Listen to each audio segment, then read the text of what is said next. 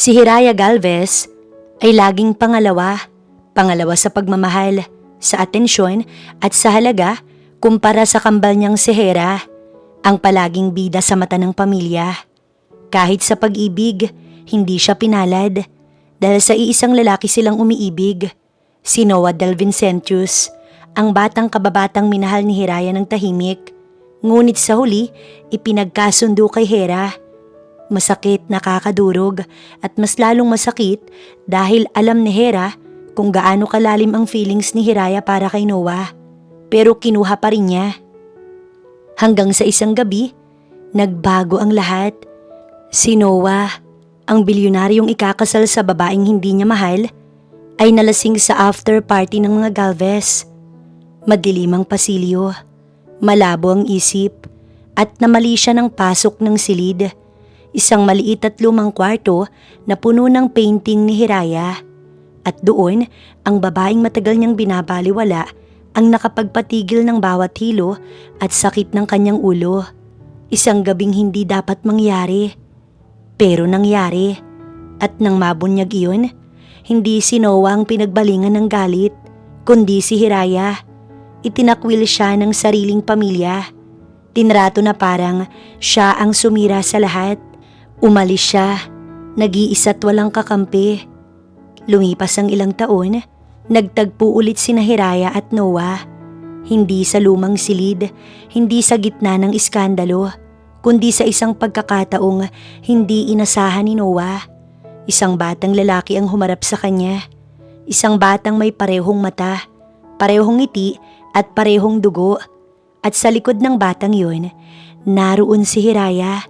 Hindi na ang babaeng madaling apihin, kundi isang inang handang ipaglaban ang anak na bunga ng gabing matagal ng tinakbuhan ni Noah. Ngayon ay haharap si Noah sa katotohanan. Hindi lang pagkakamali ang nangyari, kundi kapalarang pilit nilang tinalikuran. Bumisita lamang ako rito upang sabihin hanggang ngayon, sira pa rin ang kasal ng kapatid mo dahil sa ginawa mo 5 taon nang nakalipas. Ang ina ni Hiraya, na ni hindi man lang tinapunan ng tingin ang apong si Nash na tahimik na nakayakap sa bewang ni Hiraya. Everything has fallen apart because of your shameless affair with your sister's fiancé. You've brought nothing but shame to this family. Muling sumakit ang dibdib ni Hiraya nang muling ungkatin ng kanyang ina ang lumang pagkakamali na para bang sapat na iyon para itakwil siya ng buong pamilya at itapon sa Isla Alfonso kung saan mas pinili niya ring manirahan malayo sa mga taong maaaring makakilala sa kung sino talaga siya. Tahimik lang si Nash, nakayakap sa kanyang bewang, parang ramdam ang tensyon kahit wala pang lubos na naiintindihan. Ma, matagal na pong nangyari yun. Mahina pero matatag ang boses ni Hiraya. Pero hindi pa rin natatapos ang epekto, Hiraya. Hera is in therapy. Noah barely speaks to anyone in the family. Your father can't even say your name without shaking his head in shame. Yumuko si Hera at pinagmasdan ang anak na ngayon tila ba inosenteng nakatitig sa kanya. Anak, maglaro ka muna sa silid, okay? Si Hera na halos manginig ang boses. Pero ayoko po kayong iwan dito. Mahinang bulong ni Nash habang mas lalong humigpit ang pagkakayakap sa bewang ni Hiraya. Ang maliit niyang mga kamay, tila ba proteksyon na gustong ibigay sa ina kahit hindi pa niya lubos na nauunawaan ang bigat ng usapan. Napapikit si Hiraya. Pilit nilulunok ang pait na pumipiglas sa kanyang lalamunan. Ayaw niyang makita ni Nash na siya'y nanghihina. Hindi sa harap ng anak na araw-araw niyang pinangangalagaan, pinalalakas at binibigyang lakas rin sa bawat ngiti. Lumuhod siya sa harap ni Nash at hinawakan ito sa magkabilang pisngi. Anak, okay lang si Mama. Kailangan ko lang kausapin si Lola saglit. Pero hindi kita pababayaan, ha? Nandito lang ako. Nandito lang si Mama. Marahang sabi niya. Itinapat ang noo sa noo ng bata. Napakagatlabi si Nash. Kita sa mga mata nitong ayaw niyang umalis. Pero tumango rin ito sa huli. Okay po. Good boy. Bulong ni Hiraya. Hinalikan ng noo ng anak. Yung laruan mong dinosaur, nasa ilalim ng unan mo.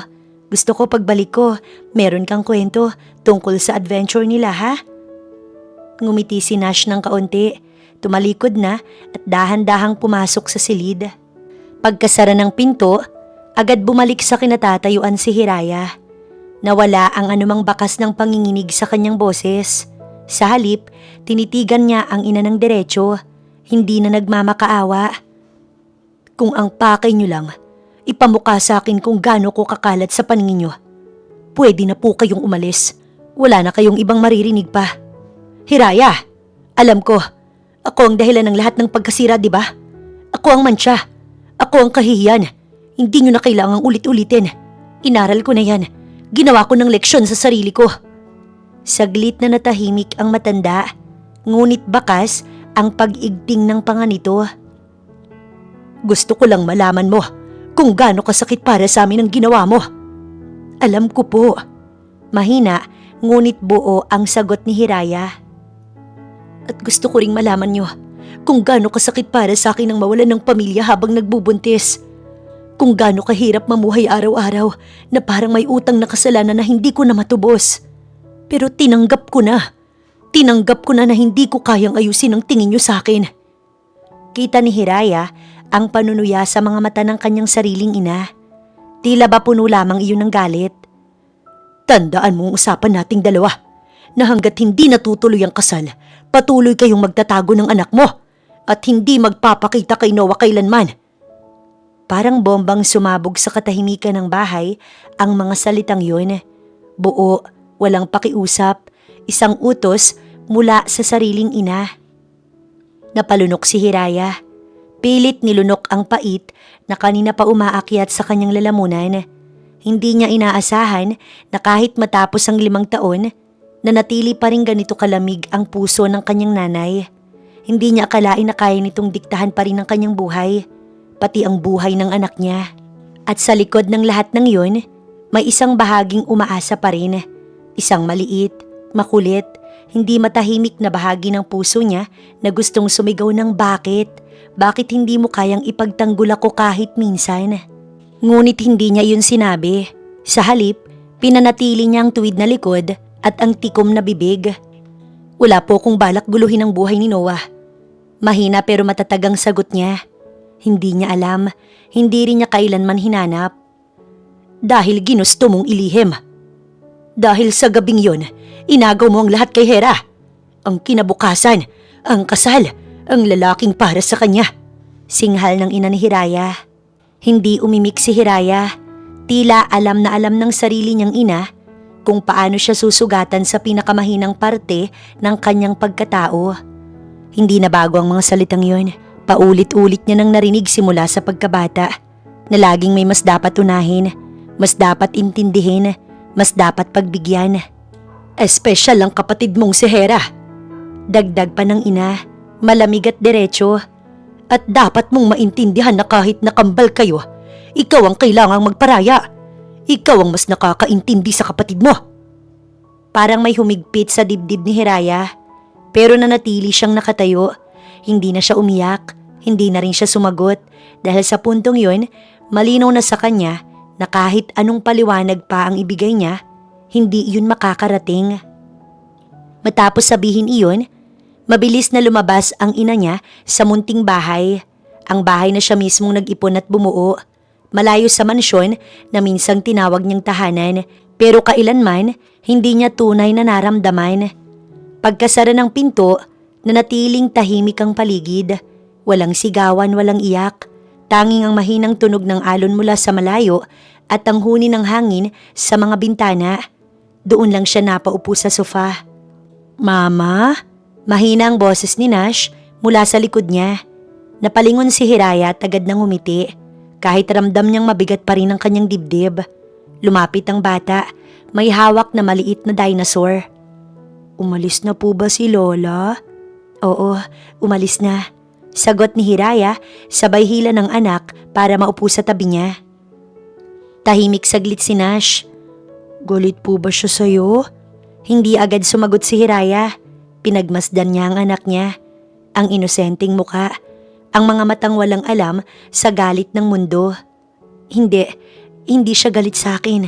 May mga tao lang talagang hindi marunong makinig. Galit po ba kayo sa kanya? Hindi rin, pagod lang si Mama. Yumakap si Nash sa kanya. Inilapag ang ulo sa kanyang balikat. Doon, sa simpleng yakap na iyon, unti-unting lumuwag ang kanyang dibdib. Hindi ka po aalis, di ba? Hindi, dito lang si Mama palagi. At habang yakap niya ang anak, napatingin siya sa pintuan. Sa labas noon, naiwan na mga salitang matagal niya ng pasan. Ang pagiging pangalawa, ang palaging pagparaya, ang walang katapusang pag-unawa. At doon, lumipas pa ang mga araw, buwan at oras. Naging abala muli si Hiraya. Nakayuko sa trabaho sa baryo. Halos hindi na namamalaya ng paglipas ng oras. Ayos ka lang ba, Iha? Tanong ni Manang Betty. Medyo pagod na rin sa dami ng tao sa karinderya. Ayos lang po. Medyo mainit nga po at ang daming kumakain ngayon. Sagot ni Hiraya. Matagal na siyang nagbitiw sa trabaho sa BPO. Hindi niya na kayang pagsabayin ng shift at ang pag-aalaga kay Nash. Ang anak niyang madalas na iiwan noon kay Aling Tessa, ang kapitbahay nila. Ay oo, dahil alam mo naman sa lugar natin. Dugtong ni Manang Betty habang pinupunasan ng mesa. Malayo sa kabihas niyan, pero kapag may handaan o may dumadaan na turista, dito lahat nagkakainan. Ngumiti si Hiraya at tumango. Hawak niya ang tray ng mga basong may yelo. Ramdam ang init kahit pa may bentilador sa sulok ng maliit na karinderya. Oo nga po, pero okay lang. Masanay na po ako ngayon. Sinulyapan siya ni Manang Betty. Halitang may gustong itanong pero pinipigilan. Buti nga tinanggap mo na tong trabaho. Kahit papaano, andito ka lang. Nakikita mo pa si Nash. Opo, mas okay na po to kaysa dati. Kahit pagod, alam kong uuwi akong kasama siya. Mula sa pintuan ng kusina, sumilip si Nash. May hawak na maliit na plastik ng baso ng juice. Nakaupo siya sa bangkong malapit sa likod. Pinapanood ang mga taong kumakain. Paminsan-minsan, kumakaway ito sa ina. At tuwing gaganti si Hiraya ng ngiti, parang nababawasan ang kanyang pagod. Talagang ibang-iba ka na ngayon, Iha. Sabi ni Manang Betty habang inaayos ang sukli. Naalala pa kita nung bagong lipat ka rito. Tahimik ka, laging nagmamadalit parang may tinatakbuhan. Napangiti si Hiraya, pero may bahid ng lungkot. May tinatakbuhan po talaga ako noon. At ngayon, parang hindi na. Parang huminto na rin ako sa wakas. Bago pa makasagot si Manang Betty, may pumasok na dalawang lalaking mukhang hindi taga roon. Maayos ang suot, halatang hindi sanay sa alikabok ng baryo. Napatingin ang ilan sa mga kumakain. Manang, may bakanting mesa pa po ba? Oo, doon sa may bintana. Hiraya, ikaw na muna dyan. Wika ni Manang Betty. Opo, sagot ni Hiraya. Lumapit siya dala ang menu. Hindi na napansin ang titig ng isa sa mga bagong dating na tila ba napatigil. Sandali lang, 1 segundo. Pero sapat para may kumalabit sa alaala ng lalaking yun. Isang pamilyar na muka, isang pangalan na matagal nang hindi binibigkas. Hindi pa niya alam. Hindi pa alam ni Hiraya na sa parehong baryo, sa parehong oras, unti-unti nang nagtatagpo ang mga landas na matagal nang pilit iniiwasan ng kapalaran. Samantala, tila huminto ang mundo ni Noah nang matanaw ang pamilyar na figura ng babaeng halos baliktarin niya ang buong Pilipinas upang mahanap lamang. Hindi siya agad gumalaw. Parang natakot siyang kapag kumurap siya, mawawala ulit ang imahe sa harap niya. Nakasuot ito ng simpleng blouse at jeans. May buhok na nakatali, pawis ang noo at may hawak na menu. Walang bakas ng babaeng kilala ng alta sosyedad noon, pero walang ibang maaaring magkamali. Si Hiraya. Hindi pwede. Hindi siya to. Mahinang sabi niya sa sarili. Pero habang papalapit ang babae sa kabilang mesa, mas luminaw ang lahat. Ang tindig, ang kilos ng kamay, ang bahagyang pagkiling ng ulo kapag nakikinig. Mga detalyeng hindi niya kailanman nakalimutan. Kahit pilit niyang tinabunan ng trabaho, biyahe at katahimikan ng nakaraan. Sir, okay lang po ba kayo? Ang sekretary ni Noah na si Glenn. Hindi sumagot si Noah. Tumayo siya bigla. Halos matumba ang upuan. Napalingon ng ilang tao sa loob ng karinderya. Kabilang si Manang Betty. "Sir?" Tanong ni Hiraya. Napalingon dahil sa ingay. Nagtagpo ang mga mata nila at sa pagkakataong yun, parang bumalik ang 5 taon sa isang iglap. Nanlaki ang mga mata ni Hiraya. Nawala ang kulay sa mukha niya. Humigpit ang hawak niya sa menu na para bang iyon na lang ang pumipigil sa kanya para hindi manginig ang buong katawan niya. "Noah?" Halos pabulong niyang nasabi bago niya agad kinagat ang labi. "Mali, hindi dapat. Hindi ito, hindi ngayon." Napatigil si Noah. Parang biglang nakalimutan kung paano magsalita. "Ikaw nga." Tahimik ang paligid. Ramdam ang tensyon kahit na mga taong walang alam sa kung anong kasaysayan ang namamagitan sa dalawa. "Manang Betty," mabilis na sabi ni Hiraya. Hindi inaalis ang tingin kay Noah. "Pwede po bang kayo muna dito?" "Oo," sagot ng matanda. Halatang nagtataka pero hindi na nagtanong pa. Umiwas ng tingin si Hiraya at tumalikod. Mabilis ang hakbang papunta sa kusina. Ramdam niyang sinusundan siya ng tingin ni Noah. Ramdam niyang susunod ito. At tama nga siya. "Hiraya, sandali lang." Tawag ni Noah. Sinundan siya hanggang sa may likod ng karinderya, malapit sa pinto. Huminto siya pero hindi humarap. "Anong ginagawa mo dito?" Tanong niya. Pilit pinapakalma ang boses. "Hinanap kita. Kahit sa labas ng bansa, hinanap kita." "Hinahanap kita?" Mapait na tumawa si Hiraya. "Hindi ko alam kung anong sinasabi mo. Kung tapos na kayong umorder, pakisabi na lang kay Manang Betty." "Huwag kang umiwas. 5 taon, Hiraya. 5 taon kitang hinanap." Tsaka lang humarap si Hiraya. Kita sa mga mata niya ang galit na matagal niyang kinimkim, halo ng takot at pagtatanggol. "At ano ngayon? Nahanap mo na ako, masaya ka na ba?" Hindi agad sumagot si Noah. Sa halip, tumingin siya sa loob ng kusina nang may makita siyang paa ng bata na papalapit sa pinto.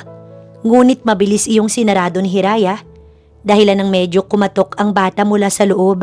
Napapikit si Hiraya sandali, 1 segundo lang, pero sapat para pigilan ang panginginig ng kamay niya. Hindi siya humarap sa pinto. Sa halip, hinarap niya si Noah, ang lalaking matagal niyang tinakbuhan. "Let's talk," sabi ni Noah. Mas mababa na ang boses, parang alam niyang maling oras at maling lugar ito. Umiling si Hiraya. "Wala na tayong dapat na pag-usapan." Muling napapikit si Hiraya nang may kumatok ulit sa pinto. Mas mahina ngayon, walang salita na parang alam ng bata na may mali pero pilit na umiintindi. Para siyang tinusok sa dibdib. "Please," mahinang sabi ni Noah. "Kahit saglit lang, hindi para sa akin. Para lang malinaw ang lahat." Huminga ng malalim si Hiraya. Ramdam niya ang bigat ng sitwasyon. Ang anak niya sa likod ng pinto. Ang lalaking minsang minahal sa harap niya. At ang mga taong pwedeng makarinig anumang oras. "Hindi mo naiintindihan. Kapag nag-usap tayo, walang saglit lang. Kapag nagsimula yan, may magbabago. At ayokong mangyari yon." "May nagbago na. Nandito na ako. Nakita na kita," sagot ni Noah. "Isang pagkakamali yan at aalis ka rin." Balik ni Hiraya. "Hiraya, umalis ka na. Kung may kahit konting respeto ka pa sa akin, umalis ka." Saglit na tumahimik si Noah. Tinitigan niya si Hiraya. Parang gusto niyang magalit, pero mas nangingibabaw ang pagkalito at sakit. Huminga siya ng malalim bago tuluyang tumalikod at pumikit ng mariin. "I know, you'll try to run from me, and that's okay. But no matter where you go, I'll find you." Sabi niya na hindi humaharap. Sumakay na si Noah sa sasakyan, tsaka lang tumingin kay Glenn. "Hanapin mo lahat ng impormasyon tungkol kay Hiraya Galvez. Simula noong umalis siya ng Maynila hanggang ngayon. Lahat." "Yes, sir." Napalunok pa si Glenn. Isinandal ni Noah ang likod sa upuan ng kotse at doon ay pumikit ng mariin. Ramdam niya ang bigat ng mga salitang binitiwan niya kay Hiraya at mas ramdam niya ang bigat ng mga hindi niya nasabi. Aaminin niya, kasalanan niya ang lahat noong gabing nangyari ang hindi dapat. Alam niyang nakatakda siyang ikasal sa kambal nito at alam din niyang dapat ay umiwas siya. Pero ang totoo, wala siyang naramdaman kahit kaunting pagmamahal noon. Ang lahat ay plano, kasunduan, obligasyon, walang puso. At sa gitna ng lahat ng iyon, si Hiraya ang naging takbuhan niya. Hindi dahil gusto niyang manggamit, kundi dahil sa kanya lang siya naging totoo. Sa kanya lang hindi niya kailangang magpanggap. Mas nangingibabaw sa kanya ang pag-ibig na hindi pinipilit, ang damdaming kusat tahimik na lumalapit. At iyon ang hindi niya inaasahang masisira ng isang gabi. Pero ang idamay si Hiraya sa problemang iyon, 5 taon nang nakalipas, iyon ang hindi niya kailanman napatawad sa sarili niya. Binuksan ni Noah ang mga mata at tumitig sa kisame ng sasakyan. Dapat ako ang humarap, hindi ikaw. Bulong niya sa sarili. Hindi niya alam kung paano niya haharapin si Hiraya ngayon. Hindi niya alam kung may puwang pa para sa tawad o kung karapatan pa ba siyang humingi nito. Sir, may gusto po ba kayong ipagawa? Maingat na tanong ni Glenn mula sa harapan. Huminga ng malalim si Noah. Oo, humanap ka ng matitirahan ko dito sa isla. Hindi hotel. Gusto kong tahimik. Yes, sir. Nais niyo po ba, sir, na dumalo sa dinner na inihanda ng mga Galvez? Tanong ni Glenn habang patuloy na minamaneho ang sasakyan. Panakaw ang sulyap sa rearview mirror. Nagtungo po si Ma'am Hera sa opisina niyo kanina. Ngunit abala kayo sa meeting. Dagdag pa niya, maingat ang tono. Saglit na natahimik si Noah sa tanong ni Glenn. Kita sa mukha niya ang bahagyang pag-igting ng panga habang nakatingin siya sa bintana ng sasakyan. Pinagmamasdan ang mga punong mabilis na lumilipas. Hindi, i-cancel mo. Sagot niya sa huli. Malamig pero buo. Nagulat si Glenn at napatingin sa rearview mirror. Sir, personal na paanyaya po iyon ng mga Galvez. Ilang beses na rin po silang tumawag. Mas lalo na, ayoko makipagkita. Sagot ni Noah. Paano po kung magtanong si Ma'am Hera? Mukha pong importante sa kanyang dinner na yon. Bahagyang napangiti si Noah, pero walang kahit anong saya sa mukha niya. Sabihin mo lang na may urgent matters ako rito sa isla. Di na kailangang dagdagan pa. At doon, nagpatuloy ang pag-iisip ni Noah kay Hiraya. Paulit-ulit, parang sirang plaka na ayaw tumigil. Halos 6 na taon niyang hinanap ang babaeng yun. Sa lugar na alam niya, sa mga pangalan na pwedeng iugnay, sa mga katahimikang iniwan nito. At ngayon, sa isang isla na hindi niya inaasahan, biglang nagtagpo ang kanilang landas. Hindi iyon aksidente at ramdam iyon ni Noah. Samantala, ano? Halos mapasigaw si Neri, agad tinakpa ng bibig niya. Paano narito siya? Huminga ng malalim si Hiraya at pumikit ng mariin. Kakauwi lang nila ng anak niya mula sa karinderya. Mas maaga kaysa sa inaasahan dahil bigla siyang nahilo nang makita si Noah kanina. Parang biglang bumalik ang lahat na pinilit niyang kalimutan. Nakita ko siya. Nandun siya sa karinderya. Mahina niyang sabi na halos pabulong lang. Nanlaki ang mga mata ni Neri. Si Noah? Yung Noah? Tumango si Hiraya. Umupo siya sa lumang sofa at hinila palapit si Nash. Instinctively na parang gustong ilayo ang anak sa kahit anong banta. Anong ginawa niya? May sinabi ba siya? Tanong ni Neri. Seryoso na ang tono. Gusto niyang mag-usap kami pero tumanggi ako. Siyempre, at anong plano niya ngayon? Hindi ko alam, Neri. Pero hindi siya yung tipo na basta susulpot tapos aalis na lang ulit. Napailing si Neri. Hiraya, delikado yan. Alam mo kung gaano ka-influential yon. Isang tawag lang pwede niyang baliktarin ang mundo mo. Alam ko, kaya nga natatakot ako.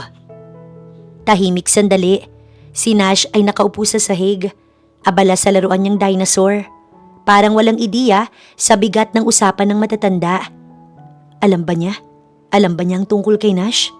Umiling si Hiraya. Hindi ko sinabi pero nakita niya, pakiramdam ko. Paano? Nasilip niya sa kusina. 1 segundo lang pero sapat na. Diyos ko. Napahawak sa noo si Neri. Sinabi niya na hanapin niya ako kahit saan at naniniwala akong gagawin niya yun, Neri. Anong gagawin mo? Napatingin si Hiraya sa anak niya. Sa bawat paghinga nito, mas tumitibay ang kanyang desisyon. Poprotektahan ko ang anak ko, kahit kanino pa siya. At sa gabing yun, pinilit ni Hiraya na gawing normal ang lahat. Tahimik siyang kumilos, Pilit na ngumiti at inilaan ang buong atensyon sa anak, lalo pat 5 taong gulang pa lang si Nash. Ayaw niyang madamay ito sa gulong siya ang may gawa. 5 taon nang nakalipas. Hindi kasalanan ng batang pagkakamali ng ina. Habang yakap si Nash sa banig, naramdaman niyang gumalaw ito. Mama, sino po ba si Papa? Mahina, ngunit malinaw na tanong ng bata habang pilit dinidilat ang mga mata. Napahigpit ang yakap ni Hiraya. Sandaling tumigil ang kanyang mundo. Kailan po natin siya makikita? Tanong pa ni Nash. Inosente, walang bahid ng galit, tanging pag-asang makita ang hindi niya pa kailanman nakilala. Sabi ni Tito Ben, may papa raw po ang lahat ng bata. Dugtong ni Nash. May sandaling hindi agad nakasagot si Hiraya. Sa halip, huminga siya ng malalim at hinawakan ng kamay ng anak niya. May papa ka. Wala lang siya dito. Nasaan po siya? Malayo at may mga bagay pa siyang kailangang ayusin. Tahimik si Nash sandali. Akala ni Hiraya tulog na ito, pero muling nagsalita ang bata. Good guy po ba siya, Mama? Oo, good guy siya, anak. Makikita ko po ba siya? Napapikit si Hiraya. Isang tanong na matagal niyang iniiwasan. Ngayon ay galing mismo sa anak niya. Ngunit bago pa niya masagot ang tanong, doon naramdaman ni Hiraya ang malalim na paghinga ng anak na nakatulog na. Muli ay sumapit ang umaga para kay Hiraya. Bakasyon na tapos na ang klase ni Nash sa unang baitang. Tahimik ang paligid. Walang ingay ng mga estudyanteng nagmamadali o ng mga magulang na nag-aasikaso. Isang payapang umaga, kahit hindi payapa ang laman ng kanyang isipan. Habang abala siya sa pagsasalansa ng mga kahoy sa kalandikahoy, pawis na ang noo niya. Sanay na ang katawan niya sa ganitong gawain. Sa likod niya, si Nash ay nakaupo sa maliit na bangko. Abala sa pagkukulay ng coloring book. May mga bahagi ng drawing na lampas na sa linya. Pero masaya ang bata. Humuhuni pa minsan. Huminto sandali si Hiraya. Huminga siya ng malalim bago humarap sa anak niya. Nash anak, maingat niyang panimula. Maaari bang hindi ka muna sumama kay mama sa karinderya ngayon? Napatingala si Nash, hawak pa rin ng Crayola. Bakit po, Mama? Kasi medyo abala ngayon doon at baka hindi kita agad maasikaso.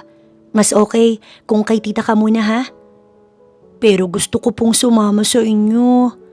Alam ni Hiraya na hindi lang iyon simpleng lambing.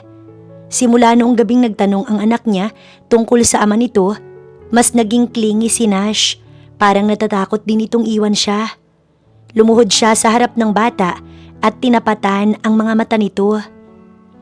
Sandali lang naman anak, pagkatapos ng tanghali, susunduin kita. Maglalaro kayo ni Tita Neri, di ba? Tahimik saglit si Nash, tsaka tumango ng marahan. Sige po, pero promise po ah.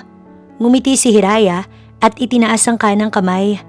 Promise. Hinila ni Nash ang pinky niya. Pinky promise. Napatawa si Hiraya kahit may kirot sa dibdib. Sige, pinky promise. Matapos iyon, muling nagkulay si Nash, ngunit hindi na kasing sigla ng kanina.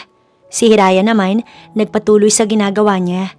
At nang matapos ang agahan, gaya ng kanilang napag-usapan, agad siyang umalis upang magtrabaho sa karinderya. Pagdating niya sa karinderya, abala na agad ang lugar.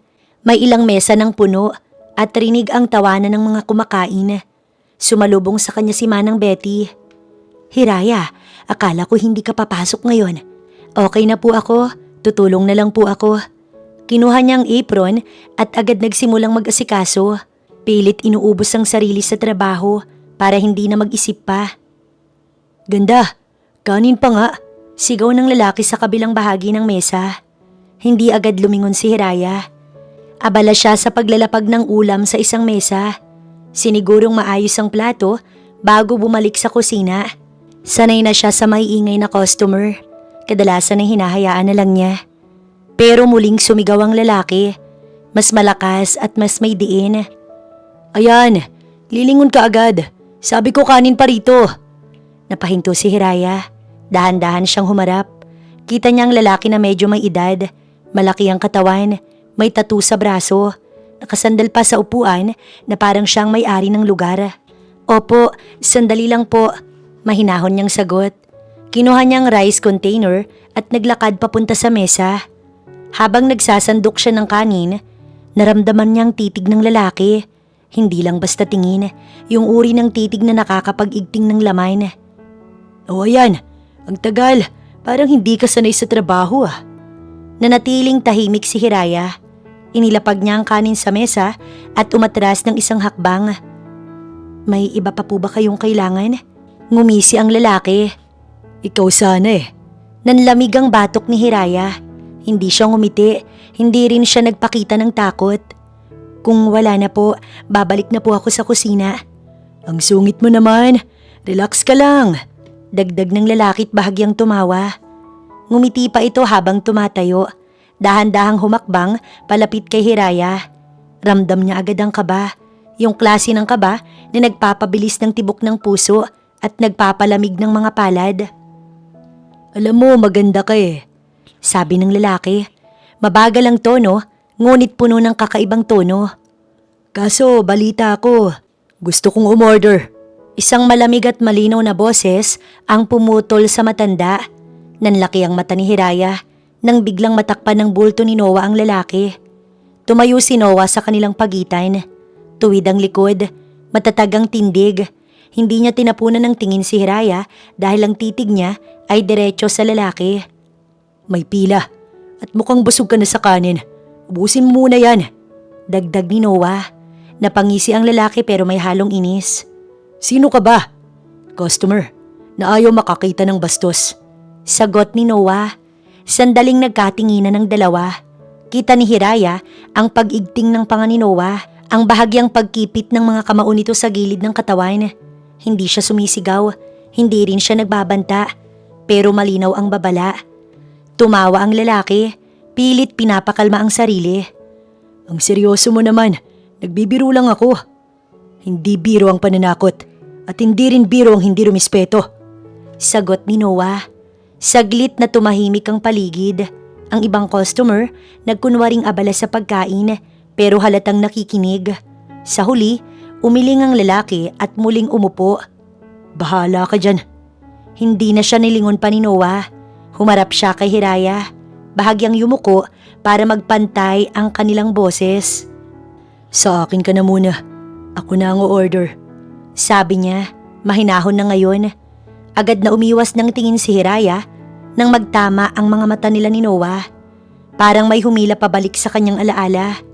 Ang gabing yun, ang paraan ng pagtitig ni Noah at kung paanong wala siyang nagawa kundi mahalin ng lalaking alam niyang hindi kanya.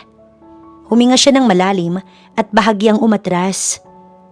Hindi ka sanay sa ganitong lugar, Noah. Huwag tayong maglokohang dalawa.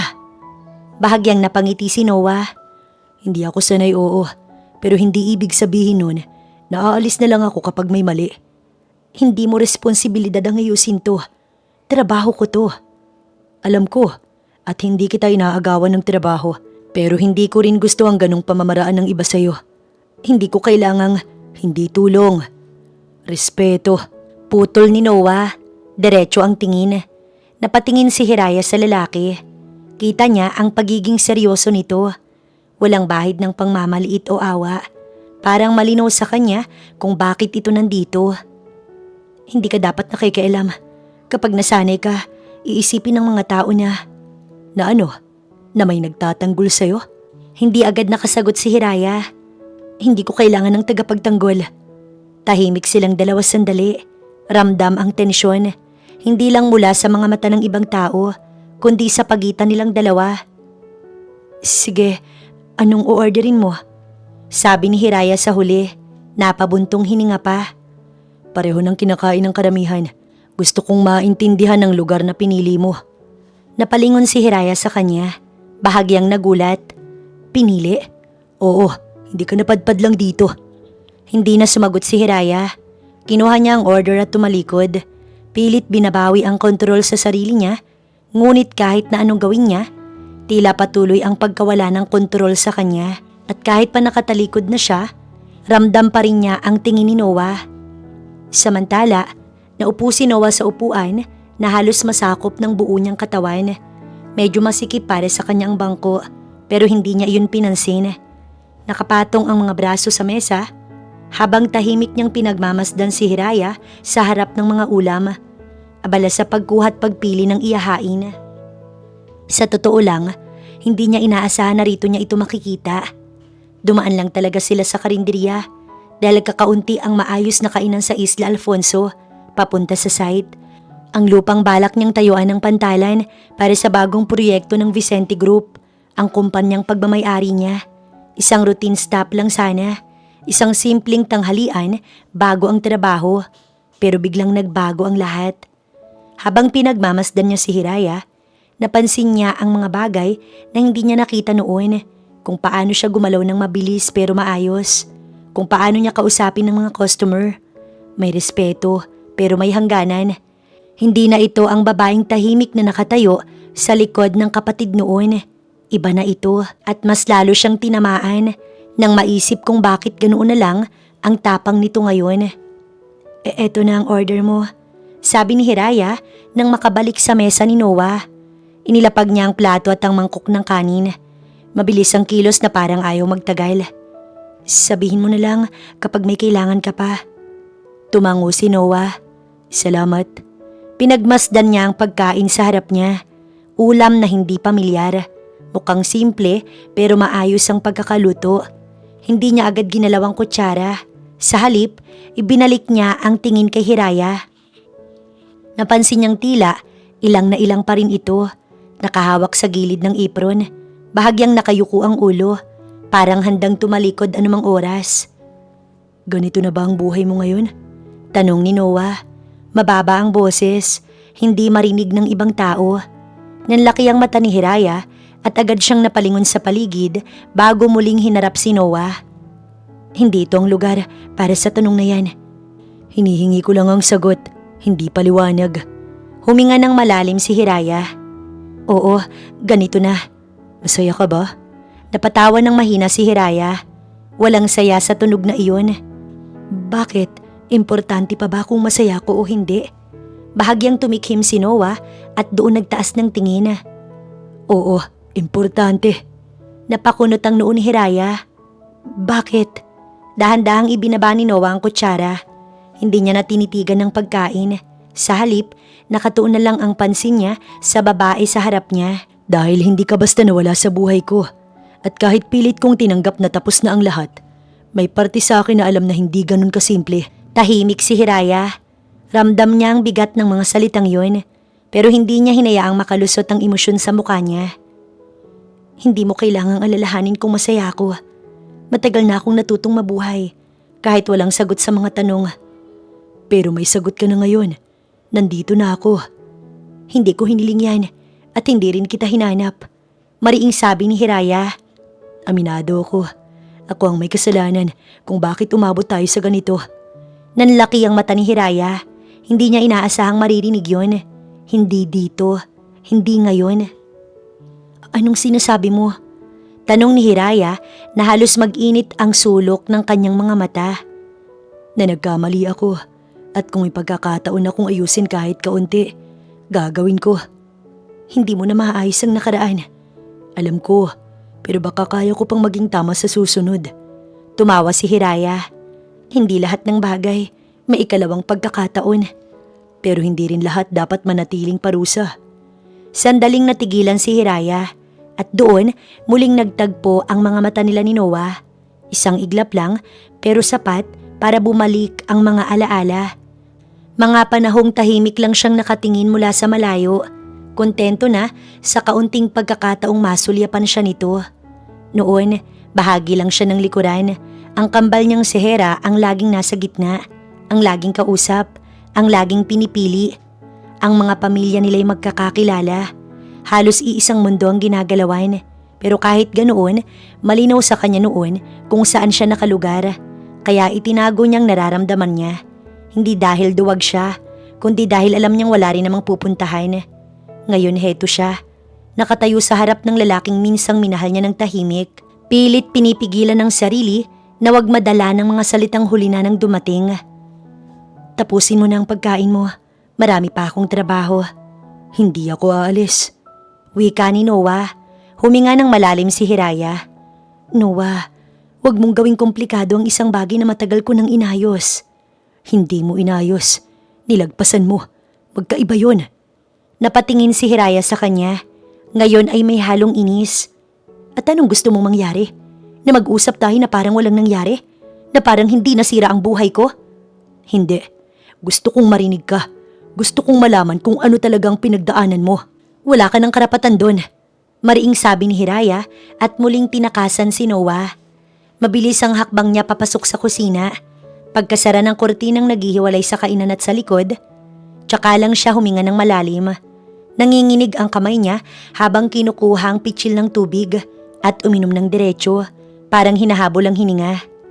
Doon ni Hiraya natanaw si Aling Betty na abala sa paghahalo ng nilagang baka para sa panghapong ulam. Sumingaw ang amoy ng sabaw, mainit at pamilyar, pero hindi nito nabawasan ang bigat sa kanyang dibdib. Iha, ayos ka lang ba? Mukhang napapadalas ang pagbisita ng estrangherong yun dito. Gusto mo bang tumawag ako ng barangay? Huwag na po, wala naman pong ginagawang masama. Sigurado ka? Kanina pa siya nakatitig sa'yo. Hindi kita gustong mapahamak. Ayos lang po talaga, Aling Betty. May nais lang po siyang itanong. Napangiti ang matanda at bahagyang umiling. Nako, baka manliligaw yan. Sa ganda mong yan, tsaka kahit sino mabibighani sa'yo. Natigilan si Hiraya sa sinabi. Napayuko siya sandali. Pilit tinatago ang kung anong gumalaw sa kanyang dibdib. Huwag na po kayo magbiro. May anak na po ako, Manang. Ano naman, hindi naman kasalanan yan. At hindi rin ibig sabihin nun bawal ka nang mahalin. Inubos ni Hiraya ang sarili niya sa trabaho buong maghapon. Kung may uutusan, siya agad. Kung may huhugasan, siya na. Ayaw niyang magkaroon ng kahit anong espasyong makapag-isip pa. Nang sa wakas, lumabas na siya ng kusina. Madilim na. Iilan na lang ang tao. Inikot niya ang paningin sa buong karinderiya. Wala na si Noah. Doon lang siya napahinga ng malalim. Hindi niya na malayang matagal pala niyang pinipigilan ang paghinga.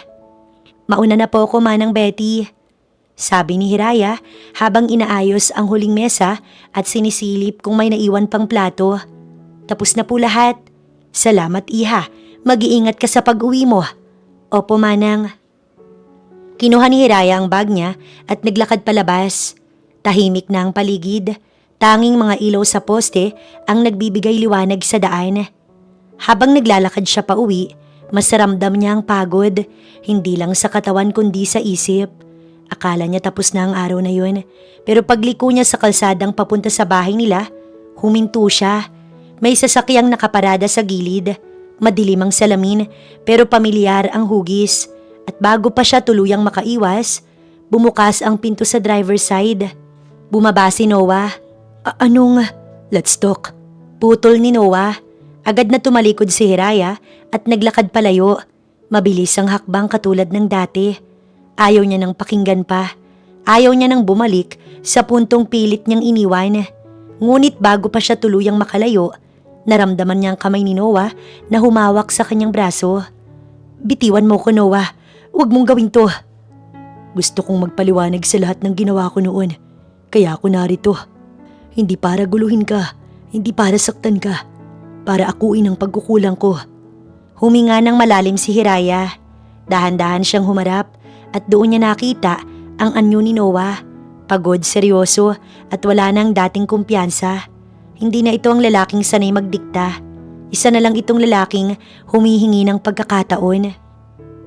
Paliwanag? 5 taon na ang lumipas, Noah. 5 taon akong nagdusa ng walang paliwanag. Walang tawad, walang kahit isang tanong mula sa'yo. Alam ko, at araw-araw kong pinagsisisihan yon. Hindi mo alam kung anong pakiramdam na ituring na kahihiyan, na itaboy ng sariling pamilya. Nagkamali ako na pumahayag ako nung gabing yun na ibigay sa'yo ang sarili ko, kahit alam kong ikakasal ka sa kapatid ko. Nabali ang boses niya. Napailing siya, parang pilit tinatanggal ang alaala. At bago pa tuluyang bumigay, isang imahe ang sumagi sa kanyang isip. Ang anak niyang nakangiti, walang kamalay-malay sa bigat ng mundo. Pero hindi ko pinagsisihan ang lahat dahil may isang bagay na naging tama. Dagdag ni Hiraya. Pumikit ng mariin si Noah. Parang may tumarak sa kanyang dibdib.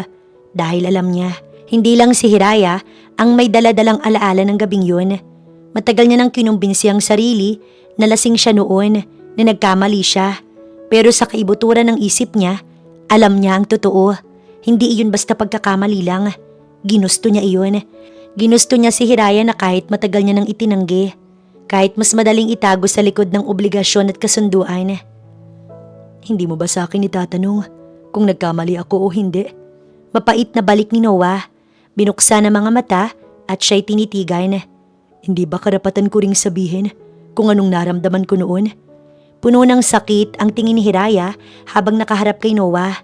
Siya lang ang kaisa-isang lalaking aaminin niyang minahal niya. Kahit hindi kailanman umabot sa salita, sa tingin lang, sa sulyap, sa mga nakaw na sandaling sapat na noon para umasa. Pero hindi kailanman naging sapat para piliin. Naalala niya kung paano nagsimula ang lahat. Isang simpleng pag-amin kay Hera sa taong gusto niya. Sinabi niya lang ang totoo. At ilang araw matapos yun, bigla na lang ipinagkasundo si Noah sa kapatid niya. Parang ganun lang kadali. Alam ni Hiraya na hindi normal si Hera. Siya mismo ang unang nakaintindi noon pa.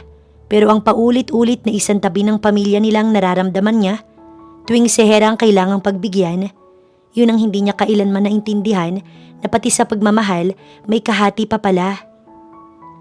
Umalis ka na. Basag na boses niya, sabay iwas ng tingin nang tuluyang bumagsak ang luha. Inutos ba nila na umalis ka? Tanong ni Noah. Muling napapikit ng mariin si Hiraya. Nang muling magbukas ang mga mata niya, tuloy-tuloy ang agos ng luha, pero hinarap pa rin niya si Noah. Inutos man nila o hindi, Noah?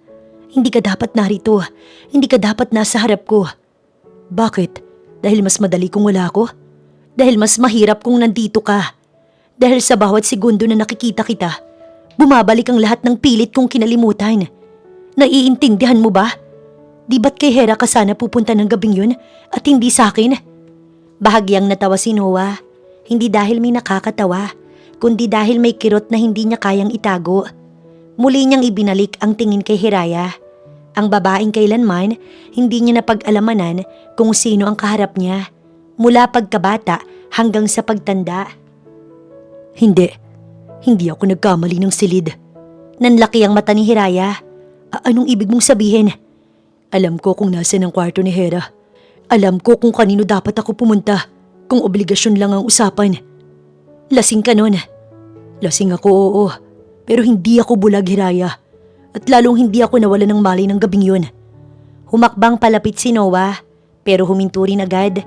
Sinisigurong hindi siya lumalagpas sa hangganang itinayo ni Hiraya. Kung nagkamali man ako, hindi dahil napunta ako sa'yo. Nagkamali ako dahil iniwan kita kinabukasan, na hindi ko alam na iyon na pala ang huling makikita kita. Nanginig ang labi ni Hiraya. Huwag mo nang baliktarin ang nangyari. Hindi ko binabaliktad. Inaako ko, Hiraya. Mahal kita. At iyon ay hindi ko nasabi sa'yo bago ka nawala sa akin. Hindi yan totoo. Paano mo ko magiging mahal ni hindi tayo nag-usap kailanman? Huminga ng malalim si Noah. Parang tinatanggap ang bawat salitang tumatama sa kanya. Hindi siya nagalit, hindi rin siya umatras o nagdalawang isip. Hindi lahat ng pagmamahal nagsisimula sa usapan. May mga bagay na nararamdaman mo bago mo pa man maunawaan. Alam ni Noah sa sarili niya na si Hiraya ang babaeng mahal niya noon pa man. Ngunit noong mga panahong yun, mas pinili niyang unahin ang negosyo ng pamilya at ang mga bagay na gusto niyang patunayan sa sarili. At doon nagsimulang gumulo lahat, lalo na ng isang araw, sabihin sa kanya na ikakasal na siya sa iba. Umalis ka na. Huwag ka nang magpakita kailanman, Noah. Ngunit nanatiling nakatayo si Noah, matatag habang patuloy siyang itinutulak ni Hiraya. Hindi siya natinag, hindi sapat ang lakas ng babae para maitulak siya palayo. At sa bawat pagtulak, sa bawat pagtanggi ni Hiraya sa lalaking alam niyang mahal pa rin niya, na sa kabila ng lahat ay naroon pa rin at hindi nawawala na parang paulit-ulit na nilulukot ang puso niya. Pero ngayon mas masakit, mas malalim, mas doble pa ang sakit kaysa noon. Mahal kita. 5 taon akong naghanap para lang masabi sa'yo na mahal kita. Basag ang boses ni Noah. Napapikit si Hiraya. Parang tinamaan siya sa dibdib. Yun ang mga salitang pinangarap niyang marinig noon. Noong tahimik lang siyang nasa gilid. Noong sapat na sa kanyang isang sulyap. Pero ngayon, para itong kutsilyong paulit-ulit na ibinabaon. Kung mahal mo ko, magpapakasal ka sa kapatid ko. Nanlaki ang mata ni Noah. Ano? Kung mahal mo talaga ako. Ulit ni Hiraya, mas mariin kahit may luha na sa mga mata. Itama mo ang sinira mo. Panindigan mo ang mundong pinili mo noon. Ipakita mong hindi akong naging dahilan ng pagkasira ng lahat. Sa huling tulak niya, doon niya naramdaman ang bahagyang pag-atras ni Noah. Isang iglap ng pagkabigla, parang nawalan ito ng balanse. Hindi sa katawan, kundi sa dibdib. At sa sandaling yun, parang natauhan si Hiraya sa bigat ng mga salitang kanyang binitiwan. Mabilis siyang tumalikod. Tataka siya, katulad ng dati. Katulad ng 5 taong ginawa niyang paraan para mabuhay. Ngunit bago siya makatakbo, naramdaman niya ang kamay ni Noah na humila pabalik sa kanya. Isang mabilis na galaw, hindi marahas pero puno ng desperasyon. Noah! Doon halos tumigil ang mundo. Nang maramdaman niyang paglapat ng labi ni Noah sa kanya. Parang biglang nawala ang lahat ng tunog. Ang hangin, ang gabi, ang bigat ng nakaraan. Isang halik na hindi marahas, hindi rin mapusok. Isang halik na puno ng pangungulila, ng pagsisisi, ng 5 taong katahimikan na biglang sumabog.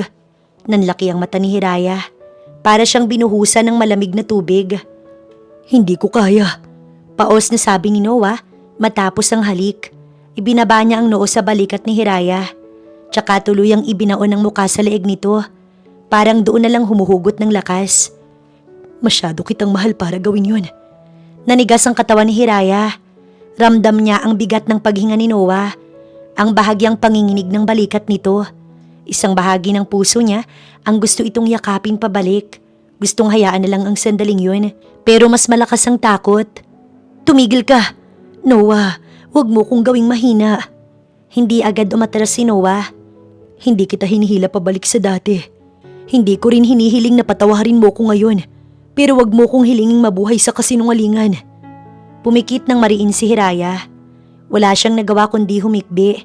Pigil, parang ayaw niyang marinig kahit ng sarili niya ang sakit. Hindi niya alam kung paano natapos ang gabing yun.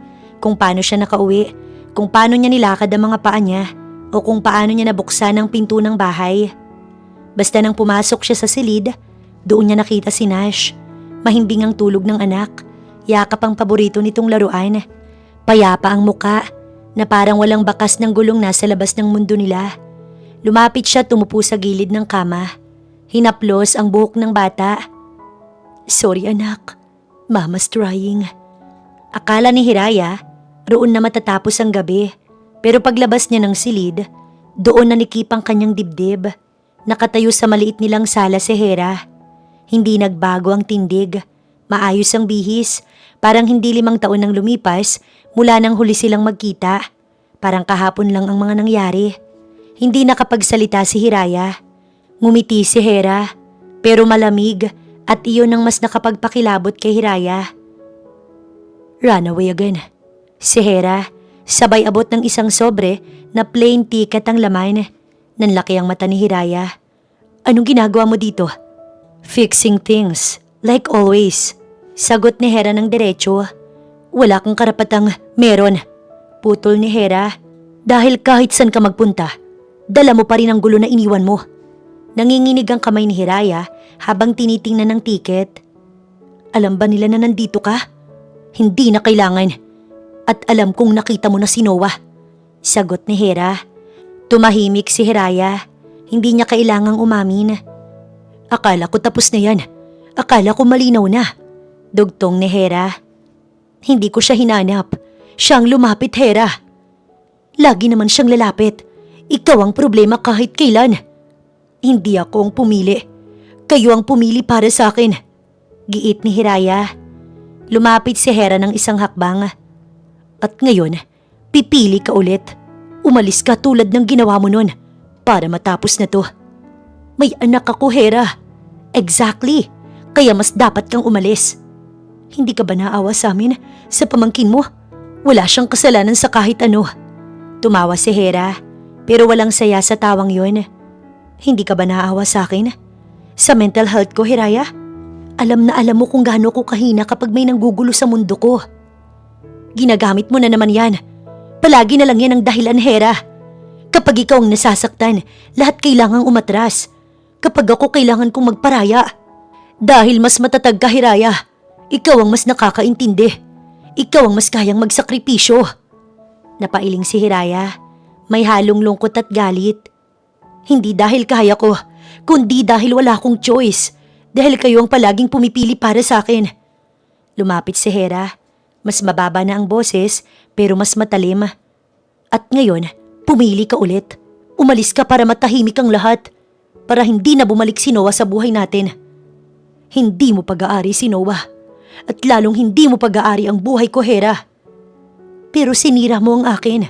Isang gabi lang, Hiraya. Isang gabi na hindi mo sana pinatulan. Hindi mo alam ang buong kwento at ayokong ipaliwanag pa. Pagod akong laging ako ang mali. Saglit na natahimik si Hera. Tumingin siya sa direksyon ng silid kung saan natutulog si Nash. Kung mananatili ka, hahabulin kayo ng gulong to. Hindi lang ikaw ang masasaktan. Doon na tuluyang bumagsak ang mundo ni Hiraya nang maiwan siya sa madilim na sala. Doon tuluyang bumagsak ang luha niya at tila talo siya sa ideyang nais niyang harapin ng lahat. Samantala, "Yes sir, 5 taon ng bata at ang pangalan niya ay Nash Galvez." Maingat na inilapag ni Glenn ang envelope sa mesa sa harap ni Noah. Agad na pakunot noo si Noah. Dahan-dahan niyang ibinaba ang cellphone na kanina pa walang tigil sa pag-vibrate. Mga tawag at mensahe tungkol sa trabahong iniwan niya sa syudad ilang linggo na ang lumipas. "Galvez, may anak siya?" "Opo sir." Parang may humigpit sa dibdib ni Noah. Saglit siyang napasandal sa upuan. Parang biglang naubusan ng hangin. 5 taon. 5 taon na may buhay na nabuo nang wala siyang kaalam-alam. "Sigurado ka ba?" Tanong ni Noah. Pilit pinapakalma ang boses. "Opo, kumpleto po ang records. Birth certificate, school enrollment, medical records. Lahat po'y nakapangalan kay Hiraya Galvez. Walang nakalistang ama." Napapikit si Noah. Sa isip niya, bumalik ang lahat. Ang gabing yun, ang mukha ni Hiraya, ang katahimikan pagkatapos, ang biglaang pagkawala nito sa kanyang buhay. "At ilang taon?" Tanong niya ulit kahit nasabi na kanina. 5 taon po sir." Doon na biglang napatayo si Noah. Muntik pang tumama ang upuan sa sahig sa bigla ng galaw niya. Rinig pa niya ang tawag ni Glenn sa likuran niya, pero parang unti-unting nawawala ang tunog sa paligid. 5 taon. Hindi na kailangan ng paliwanag, hindi na kailangan ng kumpirmasyon. Ang bilang na yun pa lang, sapat para malaman niya lahat. Parang nakaapak si Noah sa hangin habang naglalakad palabas ng kwarto. Hindi niya naramdaman ang sahig, hindi niya namalayan ang pagbukas ng pinto, ang pagdaan sa hallway, ang mabilis na pagkuha ng susi ng sasakyan. Ang utak niya, iisa lang ang direksyon, kay Hiraya. At sa pagdating ni Noah sa bakuran ni Hiraya, doon niya nakita ang pintuan ng bahay na bumukas.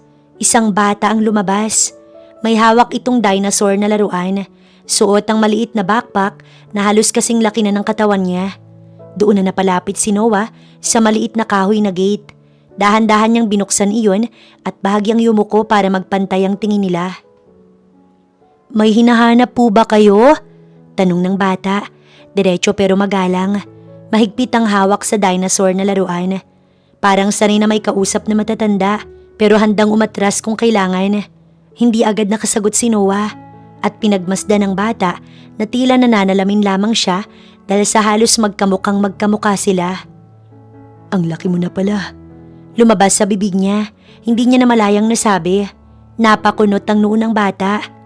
"Po, hindi pa po ako malaki. Sabi ni Mama, maliit pa raw po ako." Napangiti si Noah, pero puno iyon ng kirot. "Oo, maliit ka pa." Tumahimik sandali ang bata. Pinagmasdan si Noah mula ulo hanggang paa. "Kilala niyo po ba si Mama?" "Oo, matagal na." "Ah, sandali lang po. Tatawagin ko po siya." Bahagyang umiti si Noah, pero tuluyan nang nanlabo ang kanyang mga mata. Parang may biglang umakyat sa kanyang lalamunan. Pilit niyang nilunok bago muling nagsalita. "Maaari ko bang malaman ang pangalan mo?" Tanong niya, maingat, halos parang natatakot na marinig ang sagot. Huminto ang bata, humarap ulit ito sa kanya. Hawak pa rin ang dinosaur na laruan. "Nash po, Nash Galvez." Parang may biglang bumagsak sa dibdib ni Noah. Hindi siya agad nakahinga. Ang pangalang iyon ay simple pero mabigat. Parang sinara at binuksan ang mundo niya sa ilang sandali. "Nash?" Naibulong niya. Hindi niya namalayang nasabi ng malakas. "Opo, bakit po?" Umiling si Noah. "Wala, magandang pangalan mo." "Si Mama po ang pumili niyan." "Oo, halata ang ganda." Ngumiti si Nash, parang natuwa sa simpleng papuri, pero hindi siya agad tumalikod. Sa halip, pinagmasdan niya si Noah, mula ulo hanggang paa, na para bang may hinahanap sa mukha nito. Parang may pamilyar kahit hindi niya maipaliwanag. At doon, tuluyang bumigay si Noah. Hindi niya na napigilan ang sarili. Doon ay marahan niyang hinawakan ng bata at niyakap ng napakaingat. Isang yakap na matagal niyang hindi alam na kulang ang kanyang buhay. "Anak," bigkas ni Noah, halos pabulong, parang takot na masira ang sandali. Parang humihingi ng tawad sa langit, sa oras, sa lahat ng taon na nawala. "Anak ko." Nanigas si Nash sa una, pero ilang sandali lang bago niya ibinalik ang yakap, mahigpit, buong buo at walang alinlangan. "Papa?" Mahinang sabi ng bata, nanginginig ang boses. "Papa?" Parang may gumuho sa dibdib ni Noah. Napapikit siya. Tuluyang bumuhos ang luha na matagal niyang kinimkim. Hindi niya nainisip kung may makakakita, kung tama o mali. Ang alam lang niya, may isang batang yumakap sa kanya na parang matagal na siyang hinihintay. "Oo, si Papa." Sagot niya na basag ang boses. Sa pintuan, naniga si Hiraya. Hindi niya alam kung kailan siya lumabas. Hindi niya alam kung gaano katagal na siyang nakatayo roon. Ang alam lang niya, nakikita niya ang anak niya sa bisig ng lalaking matagal niyang itinaboy. At mas masakit sa lahat, hindi takot ang nakita niya sa mukha ni Nash, kundi kapayapaan. "Bakit ang tagal-tagal niya?" Iyak ni Nash. Biglang humigpit ang yakap kay Noah. Parang matagal nang may kulang na ngayon lang niya nahawakan. "Akala ko po, hindi na siya darating." Parang may humiwa sa dibdib ni Noah. Hindi niya napigilan ang luha. Tahimik lang itong pumatak. Diretso't walang tigil. Dahan-dahan niyang binuhat si Nash. Parang babasaging bagay. Maingat. Nanginginig ang mga kamay. Takot na baka sa maling galaw lang, mawala ulit ang batang 5 taon niyang hindi nakilala. Sorry anak, ang tagal ni Papa." Mahigpit na yumakap si Nash. Isiniksik ang muka sa leeg ng ama. "Okay lang po, nandito na po kayo." Sa pintuan, tuluyang bumigay si Hiraya. Hindi niya na napigilan ang luha. Hindi dahil galit, hindi dahil takot, kundi dahil sa eksenang matagal niyang kinatatakutan at sabay pinapangarap para sa anak niya. Lumapit siya. Mabagal ang hakbang. Parang bawat galaw may bigat ng 5 taon. "Nash?" Nanginginig niyang tawag. Lumingon ng bata. "Mama, si Papa po, bumalik na." Parang huminto ang mundo ni Hiraya sa mga salitang yun. Nagtama ang tingin nila ni Noah. Isang iglap lang pero sapat na para magkaintindihan sila. Hindi na kailangan ng tanong, hindi na kailangan ng paliwanag. Walang sisi sa sandaling iyon, walang galit, walang nakaraan. Parang pareho nilang alam na anumang sugat ang dala nila at hindi na iyon ang mahalaga ngayon. May isang batang nasa pagitan nila. Dahan-dahang inilapit ni Hiraya ang noo sa ulo ni Nash. Hinaplos ang buhok nito. "Oo anak, nandito na si Papa." Hindi siya tumingin kay Noah habang iyon ay sinasabi. Pero ramdam niya ang bigat ng presensya nito. Hindi na bilang lalaking iniwasan niya, kundi bilang amang hinahanap ng anak niya. "Hindi na ako aalis ulit." Bigkas ni Noah, hindi malakas pero malinaw. Hindi pangako kay Hiraya, Pangako iyon kay Nash. Napapikit si Hiraya. May parte sa kanya na gustong umatras, pero may mas malaking bahagi na alam na hindi iyon posible. Doon ay habang magkadikit sila ni Nash, naramdaman ni Hiraya ang pagyakap sa kanila ng buo ni Noah. "I'm sorry," bulong ni Noah at niyakap ang kanyang mag-ina. Nanatiling nakapikit si Hiraya ng mga oras na iyon. Dinadama ang mga panahong mas pinili niyang takasan at hindi ibigay alam kay Noah ang lahat. Labis siyang nasisi na akala niya hindi ito matatanggap ni Noah, ay akalaing pagkakamali lamang, ngunit nagkamali siya sa lahat.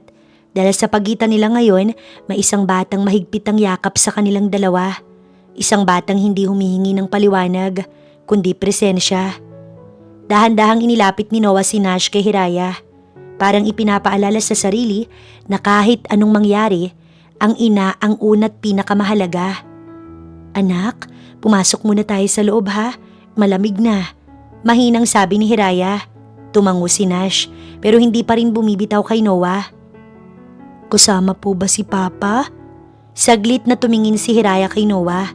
Isang segundo lang pero sapat para magpasya. "Oo, kasama si Papa." Parang umiti ang mundo sa simpleng salitang yun. Pumasok silang tatlo sa bahay. Sa loob, tahimik ang sala. Simple, maliit, pero puno ng alaala ng 5 taong mag-ina. Mga laruan sa gilid, mga drawing na nakadikit sa dingding, at isang mundong binuo sa kakulangan pero puno ng pagmamahal. Inupo ni Noah si Nash sa sofa, tsaka lumuhod sa harap nito. Pantay ang tingin nila ngayon. "Hindi na aalis si Papa, okay?" Maingat niyang sabi, parang natatakot din na baka hindi siya paniwalaan. Tumango si Nash pero hindi buo ang galaw. Mahigpit pa rin ang hawak niya sa damit ni Noah. Parang natatakot na sa sandaling kumalas siya, mawawala ulit ang lalaking nasa harap niya. "Papa, sama mo na po kami ni Mama." Biglang bumigat ang dibdib ni Noah. Napatingin siya kay Hiraya. Nakatayo lang ito sa gilid. Tahimik, hawak ang sarili. Halatang pinipigilan ang emosyon. Hindi siya nagsalita. Hindi rin siya umiling. Pero malinaw ang takot sa mga mata niya. Bumalik ang tingin ni Noah kay Nash. Dahan-dahan niyang hinawakan ang magkabilang kamay ng bata. "Anak, hindi kita iiwan at hindi ko rin iiwan ng mama mo." Humigpit ang hawak ni Nash. "Promise po?" "Promise," sagot ni Noah. "Pero dahan-dahan lang tayo ha, hindi kailangang magmadali." Tumango si Nash pero hindi pa rin bumibitaw. "Basta, wag po kayong mawawala." Lumapit si Hiraya. Sa wakas, lumuhod siya sa tabi ng anak at hinaplos ang buhok nito. "Hindi na mawawala si Papa. Pero may mga bagay na kailangan muna naming pag-usapan ng Papa mo." Tumingin si Nash sa kanilang dalawa. Parang sinusukat ang mga mukha nila at reaksyon. "Mag-aaway po ba kayo?" Napatingin si Noah kay Hiraya, tsaka muling bumalik sa bata. "Hindi, mag-uusap lang para mas maging maayos ang lahat." "Okay po, basta sama-sama po." Mahigpit na napapikit si Hiraya. Inilagay niya ang noo sa balikat ng anak. Pilit pinipigilan ang luha at ang dapat na pag-alis na humantong sa pananatili. At doon, pagsapit ng gabi, tulala pa rin si Hiraya sa kanilang munting bahay. Habang nasa salat nasa silid ang dalawa na hindi naghiwalay ni Segundo. Hanggang sa tuluyang bumukas ang pinto ng silid. Lumabas si Noah. Maingat ang hakbang, tsaka naupo sa tabi ni Hiraya. Hindi niya agad tinignan ng babae. "Tulog na ba siya?" Tanong ni Hiraya nang maramdaman ang pagtabi ni Noah sa kanya. "Oo, mahimbing na pero kanina, hinahanap ka niya kahit yakap niya ako." Ganon siya, kapag may bago sa paligid, mas clingy. Ayaw niyang bitiwan ng kamay ko. Parang natatakot na kapag bumitaw siya, mawawala ako. Humigpit ang hawak ni Hiraya sa kanyang palad. Sanay siyang may umaalis. Tahimik si Noah sandali bago nagsalita. "Ayokong maging isa doon at ayokong umalis ka ulit." Pumikit si Hiraya ng mariin at huminga ng malalim. Pero bago pa siya makapagsalita, naramdaman niya na ang kamay ni Noah na dahan-dahang humawak sa kanya. Sa sandaling yun, tila tuluyang humupa ang apoy ng galit na matagal niyang kinimkim. Napalitan iyon ng pahinga, isang pagod na matagal na niyang hindi naramdaman. Parang natapos ang napakahabang paglalakbay, bigla niyang natagpuan ang sarili sa harap ng isang tahanang matagal niyang tinakasan. Mahal na mahal kita, ulit ni Noah, na natiling mahigpit ang hawak sa kamay ni Hiraya. Hindi mapilit, hindi nagmamakaawa, parang simpleng katotohanang matagal nang hinintay na masabi. Dahan-dahang iminulat ni Hiraya ang mga mata. Hindi na siya umiyak, pagod na ang luha niya. Ang natira na lang, katahimikang hindi na masakit. Hindi ko alam kung paano to gagawin. Hindi ko alam kung paano magtiwala ulit. Hindi mo kailangang malaman ngayon. Sabay nating aaralin. Ani Noah. Saglit silang natahimik. Sa loob ng silid, mahimbing pa ring natutulog si Nash. Payapa, ligtas, at parang alam na hindi na siya magigising sa isang mundong may kulang. Hindi ito kapatawaran. Hindi ko hinihingi. Sagot naman ni Noah. Hindi rin ito pangako. Hindi ko rin kailangan. Humigpit ng bahagya ang hawak ni Hiraya sa kamay ni Noah. Isang maliit na kilos pero malinaw ang ibig sabihin. Pero ito ay pagpili na hindi na tumakbo. Ngumiti si Noah, tahimik at totoo. At iyon lang ang gusto kong ipaglaban, Hiraya. Sa gabing yon, walang halik na sumunod. Walang ingranding pangako, walang kasiguraduhan sa bukas. Pero sa ilalim ng iisang bubong, sa gitna ng katahimikang sa wakas, ay hindi na mabigat. May isang ina na nagpahinga, may isang ama na nanatili, at may isang batang mahimbing na natulog na hindi sanay sa may umaalis. At doon nagtagpos ang kwento, hindi sa kasiguraduhan, kundi sa tahimik na desisyong manatili. At doon sa paglipas ng araw, oras at buwan, nanatili si Noah sa tabi ng kanyang mag-ina at si Hiraya naman sa wakas, sinunod niya na ang pusong walang ginawa kundi takasan ng lahat. Hindi man niya nakuha ang kapatawaran ng pamilyang minsang itinakwil siya, natutunan niyang hindi iyon ang sukatan ng halaga niya sapagkat sa harap niya ngayon, naroon ang pamilyang siya mismo ang binuo, ligtas, buo at totoo.